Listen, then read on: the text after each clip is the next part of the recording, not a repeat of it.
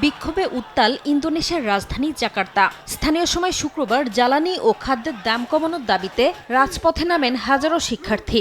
এ সময় তারা মিছিল বের করার চেষ্টা করলে আটকে দেয় পুলিশ। একই সঙ্গে প্রেসিডেন্ট প্রাসাদের দিকে যাওয়ার বিভিন্ন সড়কও বন্ধ করে দেয়া হয়। পরিস্থিতি নিয়ন্ত্রণে মোতায়েন করা হয় ৬,০০০-এর বেশি পুলিশ ও সেনা সদস্য। এমন পরিস্থিতির মধ্যেও সরকারের ব্যয়বহুল প্রকল্পের বিরুদ্ধে ক্ষোভ প্রকাশ করতে দেখা যায় বিক্ষোভকারীদের। আমরা মনে করি ইন্দোনেশিয়া দেউলিয়ার দিকে যাচ্ছে। সরকার দেশের অর্থনীতি, রাজনীতি ও সমাজ টিকিয়ে রাখতে পারছে না। সব ক্ষেত্রেই অবস্থা খারাপ হচ্ছে, পরিস্থিতি নিয়ন্ত্রণের বাইরে চলে যাচ্ছে। একই সঙ্গে সরকারি নীতিগুলো কোনো বাস্তব সুফল দিচ্ছে না। এদিকে টানা ১২ দিন ধরে উত্তাল আলবেনিয়ার রাজধানী তিরানার রাজপথ। মার্কিন প্রেসিডেন্ট ডোনাল্ড ট্রাম্পের জামাতা জ্যারেড কুশনারের সঙ্গে সংশ্লিষ্ট একটি বিলাসবহুল রিসোর্ট প্রকল্পের বিরুদ্ধে বিক্ষোভে নামেন হাজারো মানুষ।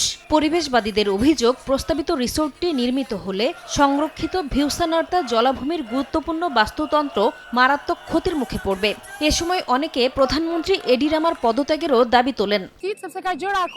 আমি এই প্রকল্পের বিরুদ্ধে। বিলাসবহুল রিসোর্ট নয়, আলবেনিয়ায় হাসপাতাল ও স্কুলের মতো জরুরি প্রয়োজনগুলো আগে পূরণ করা উচিত, কারণ সাধারণ মানুষের সেটিতে যাওয়ার সামর্থ্যও নেই। ফিলিপিন্সের স্বাধীনতা দিবসে ম্যানিলায় মার্কিন দূতাবাসের সামনে বিক্ষোভ করেছেন শত শত মানুষ।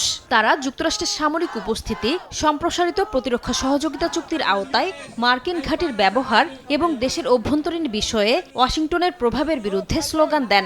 একই সঙ্গে ইরানকে কেন্দ্র করে যুক্তরাষ্ট্র ও ইসরায়েলের সামরিক পদক্ষেপেরও নিন্দা জানান। এদিকে নাইজেরিয়ার গণতন্ত্র দিবসে লাগোস ও আবুজায় বিক্ষোভ হয়েছে। অপহরণ, সন্ত্রাসবাদ ও নিরাপত্তাহীনতার বিরুদ্ধে সরকারের কঠোর পদক্ষেপের দাবি করেছেন বিক্ষোভকারীরা। নাসরিন রুমি, সময় সংবাদ।